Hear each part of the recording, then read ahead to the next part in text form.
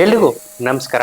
ಇವತ್ತಿನ ಸಂಚಿಕೆಯಲ್ಲಿ ಏನ್ ಮಾತಾಡ್ತೀರಿ ಅಂತ ಹೇಳಿದ್ರೆ, ಕಾಲಜ್ಞಾನದಲ್ಲಿ ಉಲ್ಲೇಖನ ಮಾಡಿರ್ತಕ್ಕಂಥ ವಿಚಾರ ಒಂದು, ಮತ್ತೆ ಈಗಿನ ನಡೀತಕ್ಕಂಥ ವಿಚಾರನು ಕೂಡ ನಾವೊಂದು ಉಲ್ಲೇಖನ ಮಾಡ್ತಕ್ಕಂಥ ಜನಗಳನ್ನ ಮರಳು ಮಾಡ್ತಕ್ಕಂಥವ್ರು ಯಾವ ರೀತಿ ಮರಳು ಮಾಡ್ತಾರೆ, ಕೆಲವೊಂದು ವಿಚಾರಗಳು ಕೆಲವರು ಅಂತಕ್ಕಂಥದ್ರ ಬಗ್ಗೆ ನಾವು ಮಾತಾಡೋದಕ್ಕೆ ನಾವು ಇಷ್ಟಪಡ್ತೀರಿ.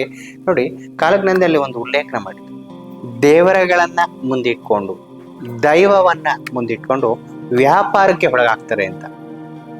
ವ್ಯಾಪಾರಕ್ಕೆ ಒಳಗಾಗ್ತಾರೆ, ಅದು ಯಾವ ರೀತಿ ಹಾಕ್ತಾರೆ?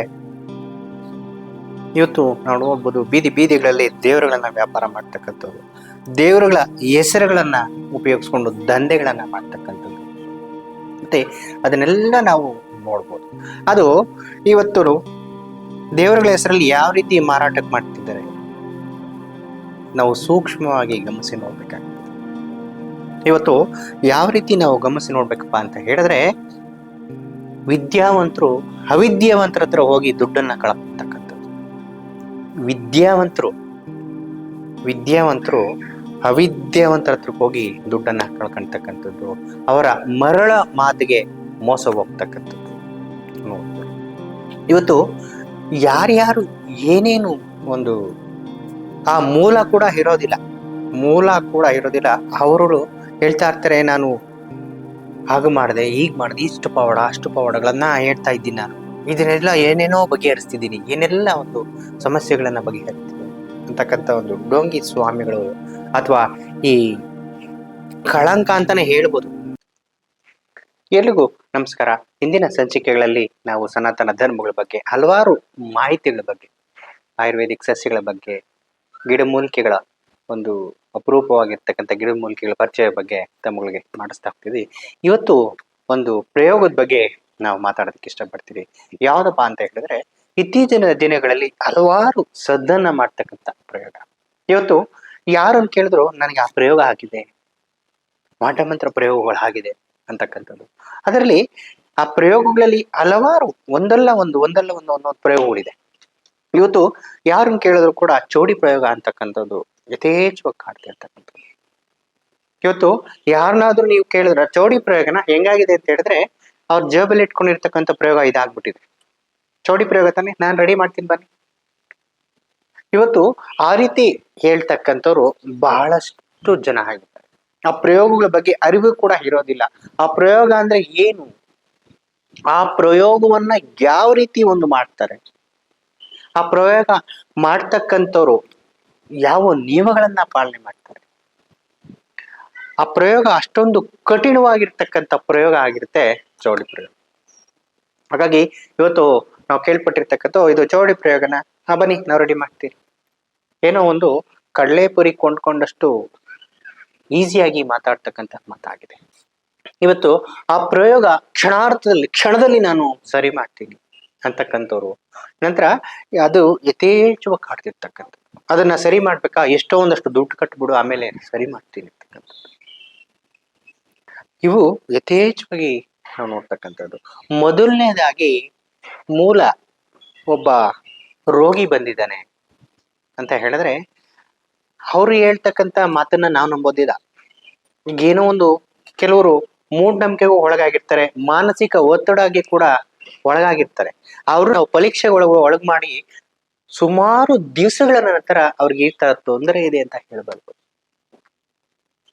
ಅವರನ್ನ ಪರೀಕ್ಷೆ ಮಾಡಿ ಹಾಗೂ ಹೋಗುಗಳನ್ನ ತಿಳ್ಕೊಂಡು ಒಂದು ಆ ಪರೀಕ್ಷೆಗೆ ಒಳಗಾದ ಈ ರೀತಿ ಪ್ರಯೋಗ ಆಗಿದೆ ಅಂತ ಹೇಳಬಹುದೇ ಹೊರತು, ಕೆಲವ್ರು ಹೇಳ್ತಾರೆ ಕ್ಷಣದಲ್ಲಿ ನಾನು ವಾಸಿ ಮಾಡ್ಬಿಡ್ತೀನಿ, ಇದೇ ರೀತಿ ನೀನು ಪ್ರಯೋಗ ಆಗ್ಬಿಟ್ಟಿದೆ ಅಂತ ಕೂಡ ಹೇಳ್ತಾರೆ. ಚೌಡಿ ಪ್ರಯೋಗನೇ ಆಗಿರೋದು ಅಂತಾನು ಕೂಡ ಹೇಳ್ತಾರೆ. ಅವ್ರು ನಾನು ವಾಸಿ ಮಾಡ್ತೀನಿ ಅಂತ ಹೇಳ್ತಾರೆ ಹೊರತು ಚೌಡಿ ಪ್ರಯೋಗ ಯಾರು ಮಾಡ್ತಾರೆ ಅನ್ನೋದು ಕೂಡ ಗೊತ್ತಿರಲ್ಲ. ಅವ್ರನ್ನ ನಾವು ಇವತ್ತು ಭೇಟಿ ಮಾಡ್ಬೇಕು ಅಂತ ಹೇಳಿದ್ರೆ, ಒಬ್ಬ ಸಣ್ಣ ಒಂದು ವೈದ್ಯ ಯಾರಿರ್ತಾನೋ, ವೈದಿಕ ಅಂತಕ್ಕಂಥವ್ನು ಯಾರಿರ್ತಾನೋ, ಇವತ್ತಿನ ಕಾಲಕ್ಕೆ ಯಾಗಾಗಿದೆ ಅಂತ ಹೇಳಿದ್ರೆ, ಈ ನಮ್ಮ ಮಾಧ್ಯಮ ಜಾಲತಾಣದಲ್ಲಿ ಏನಾಗಿದೆ ಅಂತ ಹೇಳಿದ್ರೆ, ಬರೀ ಇದೇ ಹಾಗೆ ಹೆಚ್ಚಾಗಿ ಪ್ರಚಾರವನ್ನ ಹೆಚ್ಚಾಗಿ ಮಾಡ್ಕೊಳ್ತಕ್ಕಂಥದ್ದು ಕೂಡ ಹೆಚ್ಚಾಗಿದೆ. ಆ ಪ್ರಚಾರಗಳನ್ನ ಮಾಡ್ತಾ ಇವತ್ತು ಕೆಲವೊಬ್ರು ಪ್ರಚಾರವನ್ನ ದುಡ್ಡು ಕೊಟ್ಟು ಪ್ರಚಾರ ಮಾಡಿಸ್ಕೊಂತಿದ್ದಾರೆ. ದುಡ್ಡು ಕೊಡೋದು, ನನ್ನನ್ನ ಪ್ರಚಾರ ಮಾಡಿ ಅಂತಕ್ಕಂಥದ್ದು. ಆ ದುಡ್ಡು ಕೊಟ್ಟು ಅವ್ರು ಪ್ರಚಾರ ಮಾಡ್ತಿದ್ದಾನೆ ಅಂತ ಹೇಳಿದ್ರೆ ಇದನ್ನ ಯಾವ ರೀತಿ ಮಾಡ್ಕೊಂಡಿದ್ದಾರೆ ಅಂತ ಹೇಳಿದ್ರೆ ವ್ಯಾಪಾರವನ್ನ ಒಳಗಾಗಿ ಮಾಡ್ಕೊಂಡ್ಬಿಟ್ಟಿದ್ದಾರೆ. ಆಗಿನ ಕಾಲದವರು ಮಹಾನ್ ಭಾವರು ಆಗಿರ್ತಕ್ಕಂಥವ್ರು ಜ್ಞಾನಿಗಳೆಲ್ಲ ಇದನ್ನ ಧರ್ಮಕ್ಕೋಸ್ಕರ ಮಾಡ್ತಿರ್ತಕ್ಕಂಥದ್ದು, ಸರಿ ಮಾಡತಕ್ಕಂಥದ್ದನ್ನ, ಒಳ್ಳೇದ್ ಮಾಡ್ತಕ್ಕಂಥದ್ದನ್ನ, ಧರ್ಮಕ್ಕೋಸ್ಕರ ಮಾಡ್ತಕ್ಕಂಥದ್ದನ್ನ ಮಾಡಿದ್ರು. ಇದೇ ಒಂದನ್ನ ಇಟ್ಕೊಂಡು ವ್ಯಾಪಾರಗಳನ್ನ ಮಾಡ್ತಕ್ಕಂಥವ್ರು ಕೂಡ ಆಗಿದೆ. ಇವತ್ತು ಸಣ್ಣ ಸಣ್ಣ ಇವರು ವಯಸ್ಸುಗಳವರು ಕೂಡ ವೈದ್ಯ ಮಾಡ್ತಕ್ಕಂಥದ್ದು, ಕೇಳ್ಕಗಳು ಮಾಡ್ತಕ್ಕಂಥದ್ದು ನೋಡ್ಬೋದು. ಅದ್ರ ಬಗ್ಗೆ ಏನು ಅಂತಾನೆ ಅರಿವಿರೋದಿಲ್ಲ. ನಾನು ಸರಿ ಮಾಡ್ತೀನಿ ಅಂತಾನೂ ಕೂಡ ಹೇಳ್ತಾರೆ, ನಾನು ಕೆರೆಕ್ ಮಾಡ್ತೀನಿ ಅಂತಾನೂ ಕೂಡ ಹೇಳ್ತಾರೆ, ನಾನು ಅಲ್ಲಿ ವಿದ್ಯೆ ಕಲಿತೆ ಅಂತಾನೂ ಕೂಡ ಹೇಳ್ತಾರೆ. ಯಾವ ವಿದ್ಯೆಗೆ ಏನು ಮಾಡ್ಬೇಕು ಅಂತಾನೂ ಕೂಡ ಗೊತ್ತಿರೋದಿಲ್ಲ. ಅವರು ಕೂಡ ಈ ಪ್ರಯೋಗಗಳ ಬಗ್ಗೆ ಮಾತಾಡ್ತಕ್ಕಂಥದ್ದು. ಅದು ಒಂದು ಪ್ರಶ್ನೆ ಕೇಳಿದ್ರೆ ನಾಳೆ ನಿಮ್ಗೆ ಉತ್ತರ ಕೊಡ್ತೀರಿ ಅಂತ ಹೇಳೋದು ಮಾಧ್ಯಮಗಳಲ್ಲಿ ಪರೀಕ್ಷೆ ಮಾಡ್ತಕ್ಕಂಥದ್ದು, ಇಂಟರ್ನೆಟ್ ಉಳ್ಕೊಂಡು ಅದನ್ನ ಹೇಳಿ ಹೇಳ್ತಕ್ಕಂಥದ್ದು.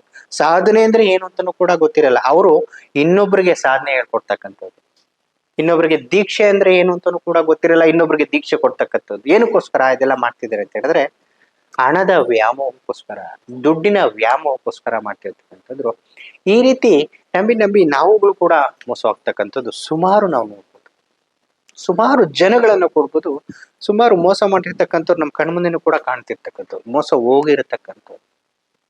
ಅದನ್ನ ನಾವು ಇವತ್ತು ಚೌಡಿ ಪ್ರಯೋಗವನ್ನ ನಾವು ಮಾತಾಡ್ತಿದ್ವಿ ಮುಂಚೆ.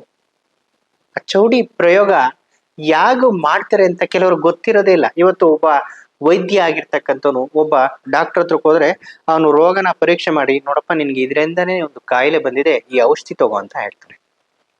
ಅಥವಾ ಒಂದು ಥ್ರೋಟ್ ಇನ್ಫೆಕ್ಷನ್ ಆಗಿದೆ, ನಿನ್ಗೆ ವಾಟರ್ ಇನ್ಫೆಕ್ಷನ್ ಆಗಿದೆ, ನೀರಿನ ಕುಡಿಯೋದ್ರಿಂದ ಈ ರೀತಿ ಐಸ್ ಕ್ರೀಮ್ ತಿಂದಿಯಾ, ಈ ರೀತಿ ಥಂಡಿಯಿಂದ ಬಂದು ಕಾಯಿಲೆ ಬಂದಿದೆ ಅಂತ ಹೇಳ್ತಾರೆ. ಇವತ್ತು ಇದರಿಂದ ಬಂದಿದೆ ಅಂತ ವೈದ್ಯರು ಕಂಡಿಡದೆ ಹೇಳ್ತಾರೆ. ಅವರನ್ನ ನಾವು ಯಾವತ್ತೂ ಕೂಡ ದ್ವೇಷ ಮಾಡಲ್ಲ, ಅವ್ರಿಗೆ ನಾವು ಯಾವತ್ತೂ ಚುರುಂಡಾಗಿರ್ತೀವಿ. ಇದು ಏನಪ್ಪಾ ಅಂತ ಹೇಳಿದ್ರೆ ಅದು ಈ ರೀತಿ ಕಂಡಿಡಿದು ಒಂದು ಕಾಯಿಲೆನ ಗುರುತಿಸಿ ಔಷಧಿಗಳನ್ನ ಕೊಡ್ತಕ್ಕಂಥದ್ದು ವೈದ್ಯನ ಕೆಲಸ. ಇವತ್ತು ವೈದ್ಯಕನ ಕೆಲಸ ಏನಾಗ್ಬಿಟ್ಟಿದೆಯೋ, ಏನೋ ಬಾಯಿಗೆ ಬಂದಾಗೆ ಹೇಳ್ತಕ್ಕಂಥದ್ದು. ಆ ಚೌಡಿ ಪ್ರಯೋಗನ ಯಾವ ರೀತಿ ಈಗ ಒಂದು ವೈದ್ಯ ಮಾತ್ರೆ ಕೊಡ್ತಿದ್ದಾರೆ ಅಂತ ಹೇಳಿದ್ರೆ ಅದ್ರಲ್ಲಿ ಇರ್ತಕ್ಕಂಥದ್ದು ಒಂದು ಏನೇನು ಅದಕ್ಕೆ ರಾಸಾಯನಿಕ ವಸ್ತು ಆಗ್ಬೋದು, ಅಥವಾ ಅದ್ರ ಇರ್ತಕ್ಕಂಥ ಮಾತ್ರೆಯಲ್ಲಿ ಇರ್ತಕ್ಕಂಥ ಶಕ್ತಿ ಏನು, ಅದು ಹೆಂಗ್ ಮಾಡಿರ್ತಾರೆ, ಹೆಂಗ್ ತಯಾರು ಮಾಡಿರ್ತಕ್ಕಂಥದ್ದು ಮಾತ್ರೆ ವಿವರಣೆ ಎಲ್ಲ ಕೊಡ್ತಾನೆ. ಈ ಮಾತ್ರೆ ನುಂಗೋದ್ರಿಂದ ನಿನಗೆ ನಿದ್ದೆ ಬರುತ್ತೆ, ಈ ಮಾತ್ರೆ ನುಂಗೋದ್ರಿಂದ ಮೈಕೈ ನೋವು ಹೋಗುತ್ತೆ, ಇದರಲ್ಲಿ ಫೋಲಿಕ್ ಆಸಿಡ್ ಇಷ್ಟಿದೆ, ಅಥವಾ ಕೆಲವೊಂದು ಹಲವಾರು ಒಂದೊಂದು ಅದರಲ್ಲಿ ಕಂಟೆಂಟ್ ಅಂತ ಇರುತ್ತೆ. ಆ ಕಂಟೆಂಟ್ಗಳ ಬಗ್ಗೆ ಮಾಹಿತಿಗಳನ್ನ ತಿಳ್ಕೊಂಡು ಕೊಡ್ತಾ ಇರ್ತಾನೆ. ಈ ರೋಗಕ್ಕೆ ಇದೇ ರೀತಿ ಟ್ರೀಟ್ಮೆಂಟ್ ಬೇಕಾಗುತ್ತೆ, ಈ ದೇಹಕ್ಕೆ ಇದೇ ರೀತಿ ಬೇಕಾಗುತ್ತೆ ಅಂತಾನು ಕೂಡ ಹೇಳ್ತಾನೆ. ಇದೇ ರೀತಿ ಒಂದು ಕಂಪ್ನಿಯಲ್ಲಿ ತಯಾರಾಗಿದೆ ಮಾತ್ರೆಗಳು ಕೂಡ ಅಂತಾನು ಕೂಡ ಹೇಳ್ತಿರ್ತಾರೆ. ಇವತ್ತು ಅವನು ಅಷ್ಟೊಂದು ಮಾಡ್ಬೇಕಾದ್ರೆ ಅಷ್ಟೊಂದು ಅವನು ಹುಟ್ಟದಾಗಿಂದ ಸಾಯೋವರೆಗೂ ಓದ್ತಲೇ ಇರ್ತಾನೆ. ಒಬ್ಬ ವೈದ್ಯ, ಒಬ್ಬ ಡಾಕ್ಟರ್ ಆಗ್ಬೇಕಂದ್ರೆ ಹುಟ್ಟದಾಗಿಂದ ಸಾಯೋವರೆಗೂ ಓದ್ತಾನೆ ಇರ್ತಾನೆ, ಅವ್ನು ಸ್ಟಡಿಗಳು ಮಾಡ್ತಾನೆ ಇರ್ತಾನೆ. ಅವನನ್ನ ನಾವು ಭೇಟಿ ಮಾಡ್ಬೇಕಂದ್ರೆ ಅವನು ದೇಹದವನ್ನೇ ಕೊಯ್ದು ಅಂಗಾಂಗಗಳ ಒಳಗಡೆ ಕೈ ಹಾಕಿ ಅದನ್ನ ರಿಪೇರಿ ಮಾಡಿ ಹೊಲಿಗೆಗಳನ್ನ ಹಾಕಿ ದೇಹನ ಹೊಲಿತಾನೆ. ನಾವು ಹಾಸಿಗೆಗಳನ್ನ ಯಾವ ರೀತಿ ಹೊಲಿತಾನೋ ಆ ರೀತಿ ಹೊಲಿದು ರೆಡಿ ಮಾಡ್ತಾನೆ ದೇಹಗಳನ್ನ. ಅವರನ್ನ ನಾವು ಭೇಟಿ ಮಾಡ್ಬೇಕಂತ ಹೇಳಿದ್ರೆ ಬರೀ ಒಂದು 400 ಅಥವಾ ಒಂದು 500 ಕೊಟ್ಟು ನಾವು ಭೇಟಿ ಮಾಡ್ಬೇಕಾಗ್ತದೆ. ಇವತ್ತು ಎಲ್ಲೋ ಒಂದು ಯಾವುದೋ ಒಂದು ಕಾಡಲ್ಲಿ ಅಲ್ಲಿ ಇಲ್ಲಿ ಹೇಳ್ಕೊಂಡು ಬಿದ್ದಿರ್ತಕ್ಕಂಥವ್ರನ್ನ ಆ ವೈದ್ಯಗಳನ್ನ ಭೇಟಿ ಮಾಡ್ಬೇಕಾದ್ರೆ ಎಷ್ಟೋ ಸಾವಿರಾರು ರೂಪಾಯಿ. ನಾವಿವತ್ತು ಆ ವೈದ್ಯರುಗಳಿಗೆ ನಾವು ಗೌರವ ಕೊಡೋದಿಲ್ಲ. ಈ ಡಾಕ್ಟ್ರ ಇವನ ಅಂತೀರಿ ನಾವು, ಈ ಡಾಕ್ಟ್ರ ಇವನ ಅವನ ಹೋಗಲೇ ಬಾರಲೆ ಅಂತ ಒಂದು ಏಕವಚನದಲ್ಲಿ ಮಾತಾಡ್ತಕ್ಕಂಥದ್ದು ಉಂಟು. ಇವತ್ತು ಈ ರೀತಿ ಸ್ವಾಮಿಗಳನ್ನ 3,000 ಕೊಡೋದಲ್ದಿರೆ ಅವ್ರ ಹತ್ರ ನಾವು ಬಯಸ್ಕೊಂಡ್ ಬರ್ಬೇಕು. ಅವ್ರ ಅಪಾಯಿಂಟ್ಮೆಂಟ್ಗೆ ನಾವು ಕಾತು ಅವ್ರ ಹತ್ರ ದುಡ್ಡು ಕೊಟ್ಟು ಎದ್ದೋಗಲೆ ಅಂತಾರೆ, ಏಕವಚನದಿಂದ ಮಾತಾಡ್ತಕ್ಕಂಥದ್ದು. ನಂತರ ಅವ್ರು ಹೇಳಿದಾಗ ಅವರನ್ನ ನಾವು ಗುರುಗಳೇ ಬುದ್ಧಿ ಅಂತ ಹೋಗಿ ಕಾಲಕ್ಕೆ ಬೀಳ್ತೀರಿ. ಈ ರೀತಿ ವೈದ್ಯರಿಗೆ ನಾವು ಕಾಲಕ್ಕೆ ಬೀಳ್ತಿಲ್ಲ, ನಿಷ್ಠಾವಂತ ವೈದ್ಯರಿಗೆ ನಾವು ಕಾಲಕ್ಕೆ ಬೀಳ್ತಿಲ್ಲ. ಅವ್ರ ಬೆದರಿಕೆಗಳಿಗೆ ನಾವು ಒಳಗಾಗ್ತಿದೀವಿ. ನಮ್ಮ ದುಡ್ಡು ಕೊಟ್ಟು ನಾವು ಅವ್ರ ಹತ್ರ ಬಯಸ್ಕೊಂಡು ಹೋಗ್ತಕ್ಕಂಥ ಪರಿಸ್ಥಿತಿಗಳು ಬಂದಿದೆ. ಇವತ್ತು ಆ ರೀತಿ ವಿದ್ಯಾವಂತರು ಜಾಸ್ತಿ ಆಗಿದ್ದಾರೆ, ಯಥೇಚ್ಛವಾಗಿ ಹೆಚ್ಚಾಗ್ತಿದ್ದಾರೆ. ಈ ಮೂಢನಂಬಿಕೆಗಳಿಗೆ ಒಳಗಾಗ್ಬೇಡಿ ಅಂತದ್ದು ಕೂಡ ಹೇಳ್ತೀರಿ. ಯಾವುದೇ ಒಂದು ನೀವು ಸೂಕ್ಷ್ಮವಾಗಿ ಗಮನಿಸ್ಬೇಕಾದ್ರೆ, ಒಂದು ಸೂಕ್ಷ್ಮವಾಗಿ ಒಂದು ವ್ಯಕ್ತಿನ ನಾವು ನಂಬಬೇಕಾದ್ರೆ ಗಮನಿಸ್ಬೇಕಾಗ್ತದೆ. ಸೂಕ್ಷ್ಮವಾಗಿ ಅವ್ರ ಬಗ್ಗೆ ತನಿಖೆ ಮಾಡ್ಬೇಕಾಗ್ತದೆ. ಇವ್ರು ಯಾರು, ಎಲ್ಲಿಂದ ಬಂದ್ರು, ಇವ್ರ ಕೆಲಸ ಏನು, ಅಥವಾ ಇವರು ಯಾವ ಮನೆತನದಿಂದ ಬಂದಿದ್ದಾರೆ, ಇವ್ರು ಧರ್ಮಗಳನ್ನ ಪಾಲನೆ ಮಾಡ್ತಿದ್ದಾರಾ, ಅದನ್ನೆಲ್ಲ ಸೂಕ್ಷ್ಮವಾಗಿ ಗಮನಿಸ್ಬೇಕಾಗ್ತದೆ. ಇವತ್ತು ಅವಿದ್ಯಾವಂತರ ಹತ್ರ ವಿದ್ಯಾವಂತರು ಮೋಸ ಆಗಂತ ಕಾಲ ಹೆಚ್ಚಾಗಿದೆ. ವಿದ್ಯಾವಂತರೇ ಮೋಸ ಹೋಗ್ತಿದ್ದಾರೆ ಅಂತ ಹೇಳಿದ್ರೆ ಅವಿದ್ಯಾವಂತರಿಗೆ ವಿದ್ಯಾವಂತರು ಎದುರುವಂತ ಕಾಲ ಬಂದ್ಬಿಟ್ಟಿದೆ. ಅದು ಯಾಕೆ ಬಂದಿದೆ? ನಮ್ಮ ಮೂಢನಂಬಿಕೆಗಳಿಂದ. ಅವ್ರು ಏನ್ ಹೇಳಿದ್ರು ಕೇಳ್ತಾ ಹೋಗ್ತಾ ಇದೀವಿ. ನಿಜ ಇದೆ, ವಿದ್ಯೆಗಳು ಇದೆ, ಇಲ್ಲ ಅಂತ ನಾವ್ ಹೇಳ್ತಿಲ್ಲ, ಎಲ್ಲಾ ವಿದ್ಯೆಗಳಿದೆ. ಆದ್ರೆ ವಿದ್ಯಾವಂತರು ಬಹಳ ಕಮ್ಮಿ ಆಗಿದ್ದಾರೆ. ಇದು ಸಾಧನೆ ಮಾಡೋದು ಬಹಳ ಕಠಿಣವಾದ ಕ್ರಮಗಳು. ಚೌಡಿ ಪ್ರಯೋಗ ಆಗ್ಬೋದು, ಅಥವಾ ವೈದಿಕ ಏನ್ ಇರ್ತಾನೋ, ಒಬ್ಬ ಮಾಟ ಮಂತ್ರ ಒಬ್ಬ ಕೆಡಕು ಮಾಡ್ತಿದ್ದಾನೆ, ಇನ್ನೊಬ್ಬನ ಸಾಯಿಸ್ತಿದ್ದಾನೆ ಅಂತ ಹೇಳಿದ್ರೆ ಬಹಳ ಕಠಿಣವಾದ ಕ್ರಮ. ಇದು 1 ವರ್ಷಕ್ಕೆ 2 ವರ್ಷಕ್ಕೆ ಕಲಿತಕ್ಕಂತ ವಿದ್ಯೆಗಳ ಅಲ್ಲ ಇದು. ನೀವುಗಳೆಲ್ಲ ಸೂಕ್ಷ್ಮವಾಗಿ ಗಮನಿಸ್ಬೇಕಾಗ್ತದೆ. ನಾವ್ ಹೇಳ್ತಾರೆ, ಯಾರೋ ಒಬ್ಬ 12 ವರ್ಷ 15 ವರ್ಷ ಹುಡುಗ ನಾನು ಆಗ ಮಾಡ್ತಾ ಇದ್ದೀನಿ, ಆಗ ಸಾಧನೆ ಮಾಡಿದ್ದೀನಿ, ಈಗ ಸಾಧನೆ ಮಾಡಿದ್ದೀನಿ ಅಂತ ಹೇಳಿದ್ರೆ ಅದು ನಾವು ನಂಬಲಕ್ಕೆ ಹೋಗ್ಬಾರ್ದು. ಯಾವತ್ತಿದ್ರೂ ಕೂಡ ಒಂದು ಶ್ರಮ ಪಟ್ಟು ಒಬ್ಬ ಸಾಧಕ ಏನಿರ್ತಾನೋ, ಕಮ್ಮಿ ಅಂದ್ರೂ ಕೂಡ 20 ವರ್ಷದ ಸಾಧನೆ ಬೇಕಾಗುತ್ತೆ. ಅವನು ಸಾಧನೆ ಬರೀ 20 ವರ್ಷ ಸಾಧನೆಗಳು ಮುಳುಗೋದಾಗ ಮಾತ್ರ ಅವನು ಒಬ್ಬ ವಿದ್ಯಾವಂತ ಆಗೋದಕ್ಕೆ ಕಾರಣ. ನಮ್ಮ ಅನುಭವಕ್ಕೆ ಇರ್ತಕ್ಕಂಥದ್ದು ನಾವು ಮಾತಾಡೋದಕ್ಕೆ ನಾವು ಇಷ್ಟಪಡ್ತಾ ಇದ್ದೀವಿ. ಇವತ್ತು ವಯಸ್ಸು ಕೂಡ ಹಾಗೆ ಇರೋದಿಲ್ಲ. ಯಾವುದೋ ಒಂದು ದಾರಿ ಮಾರ್ಗದಲ್ಲಿ ಇರ್ತಾನೆ. 2 ದಿವಸಕ್ಕೆ 3 ದಿವಸಕ್ಕೆ 2 ವರ್ಷಕ್ಕೆ 3 ವರ್ಷಕ್ಕೆ ನಾನು ದೇವ್ರು ಬಂದು ನನಗೆ ಆಶೀರ್ವಾದ ಮಾಡ್ತು ಅಂತಾನು ಕೂಡ ಹೇಳ್ತಾರೆ. ನನ್ನ ತಲೆ ಮೇಲೆ ನಾನು ದೇವ್ರು ನೋಡದೆ ಅಂತಾನು ಕೂಡ ಹೇಳ್ತಾರೆ. ಆ ತಾಯಿ ನನ್ಗೆ ಒಲ್ದು ಬಂದ್ಬಿಟ್ಲು ಅಂತಾನು ಕೂಡ ಹೇಳ್ತಾರೆ. ಈ ರೀತಿ ಇವೆಲ್ಲ ಕಥೆಗಳು ಕೇಳೋದಕ್ಕೆ ಚಂದ ಅಷ್ಟೇ, ನಿಜ ಜೀವನದಲ್ಲಿ ನಾವು ನಡ್ಕೊಂಡು ಹೋಗೋದಕ್ಕೆ ಅಲ್ಲ ಅಂತ ನಾವು ಹೇಳೋದಕ್ಕೆ ಇಷ್ಟಪಡ್ತೀವಿ. ಇವತ್ತು ಮಹಾನ್ ಭಾವ ಎಷ್ಟೋ ಒಂದು ಸಾಧಕರು ಸುಮ್ಮನೆ ಎಲೆ ಮರಿಗಿನ ಕಾಯ್ದಾಗಿದ್ದಾರೆ. ಸಾಧನೆಗಳು ಮಾಡಿ ಮಾಡಿ ಮಾಡಿ ಮಾಡಿ ಎಲೆ ಮರಿಗಿನ ಕಾಯಿ. ನಾವುಗಳು ಅವ್ರನ್ನ ಎಲ್ಲ ಭೇಟಿ ಮಾಡಿದಾಗ ಯಾಕೆ ಈ ರೀತಿ ಇದೆ ಅಂತ ಹೇಳಿದ್ರೆ, ಇವತ್ತು ಅವಿದ್ಯಾವಂತರು ಹೆಚ್ಚಾಗಿದ್ದಾರೆ. ವಿದ್ಯಾವಂತರು ನಾವೇನು ಕೆಲಸ ಮಾಡೋದಕ್ಕೆ ಆಗುದಿಲ್ಲ ಅಂತನೂ ಕೂಡ ಅವ್ರ ಬಾಯಿ ಮಾತುಗಳಲ್ಲಿ ಬಂದಿರ್ತಕ್ಕಂಥದ್ದು. ಹಾಗಾಗಿ ಇವತ್ತು ನಾವು ಯಾರೇ ಒಬ್ಬ ವೈದ್ಯನ ಹತ್ರ ಆಗ್ಬೋದು, ವೈದಿಕ ಹತ್ರ ಆಗ್ಬೋದು, ಹೋಗ್ಬೇಕಾದ್ರೆ ಅವರ ಹಿನ್ನೆಲೆನ ನಾವು ತಿಳ್ಕೊಬೇಕಾಗ್ತದೆ. ಅಥವಾ ಅವ್ರ ಸುತ್ತಮುತ್ತಲ್ಲಿ ಇರ್ತಕ್ಕಂಥ ಗ್ರಾಮಸ್ಥರನ್ನ ನೀವು ವಿಚಾರಣೆ ಮಾಡಿ, ಇದು ಏನು. ಇವತ್ತು ನಾವು ನೋಡಿಬಿಟ್ಟರೆ ಹಾಗೆ ದೇವಸ್ಥಾನ ಇರೋದ್ರಲ್ಲಿ ಏನಿರೋದಿಲ್ಲ.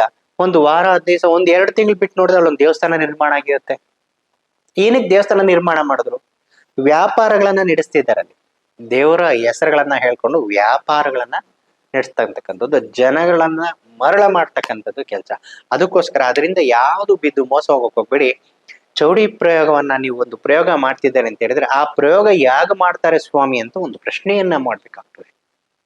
ಚೌಡಿ ಪ್ರಯೋಗ ನಿನ್ ಮೇಲೆ ಆಗಿದೆ ಅಂತ ಕೂಡ ಹೇಳ್ತಿದ್ದಾರೆ. ಇವಾಗ ನಾವು ಹೇಳ್ತೀರಿ, ನಿನ್ ಮೇಲೆ ಚೌಡಿ ಪ್ರಯೋಗ ಆಗಿದ್ಯಪ್ಪ ಅಂತ ಹೇಳ್ತೀರಿ, ಅಥವಾ ಆಗಿದ್ಯಮ್ಮ ಅಂತಾನೂ ಕೂಡ ಹೇಳ್ತೀರಿ. ಆ ಚೌಡಿ ಪ್ರಯೋಗನ ಯಾಗ ಮಾಡ್ತಾರೆ, ಅದ್ರ ಮೂಲ ಹಿನ್ನೆಲೆ ಯಾಕೆ ಬಂತದು, ಚೌಡಿ ಪ್ರಯೋಗ ಅಂತಕ್ಕಂಥದ್ದು ಏನು, ಅದಕ್ಕೆ ಉಪಯೋಗಿಸ್ತಕ್ಕಂಥ ಪದಾರ್ಥಗಳನ್ನ ಯಾವ್ಯಾವ್ದು ಉಪಯೋಗಿಸ್ತಾರೆ, ಆ ಚೌಡಿ ಪ್ರಯೋಗ ಮಾಡ್ತಕ್ಕಂಥ ಒಂದು ನಡವಳಿಕೆ ಹೇಗಿರುತ್ತೆ, ಅವನು ನಿಷ್ಠೆ ನಿಯಮಗಳೇ ಹೇಗಿರುತ್ತೆ ಅಂತಕ್ಕದನ್ನ ಸೂಕ್ಷ್ಮ ತಿಳಿಸ್ಕೊಬೇಕಾಗ್ತದೆ. ಇವತ್ತು ಬಾಯಿಗೆ ಬಂದಾಗಿ ಹೇಳ್ತಕ್ಕಂಥದ್ದು ಇದೇ ರೀತಿ, ಇದೇನೆ ಚೌಡಿ ಪ್ರಯೋಗ ಅಂತಕ್ಕಂಥದ್ದು.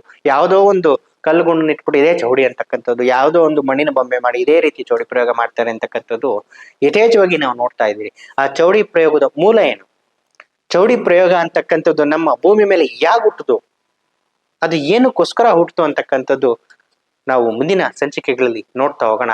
ಇಷ್ಟು ನೇಡ್ತಾ ನಾವು ಮಾತನ್ನ ಮುಗಿಸೋದಕ್ಕಿಂತ ಮುಂಚೆ ಒಂದು ಮಾತನ್ನ ಹೇಳೋದಕ್ಕೆ ನಾವು ಇಷ್ಟಪಡ್ತೀರಿ. ಎಲ್ಲರೂ ಕೂಡ ನಂಬಿಕೆ ಇರ್ಲಿ, ಮೂಢನಂಬಿಕೆ ಬೇಡ ಅಂತ ಹೇಳ್ತಾ ಇವತ್ತಿನ ಮಾತನ್ನ ಮುಗಿಸ್ತಾ ಇದ್ದೀವಿ. ನಮಸ್ಕಾರ.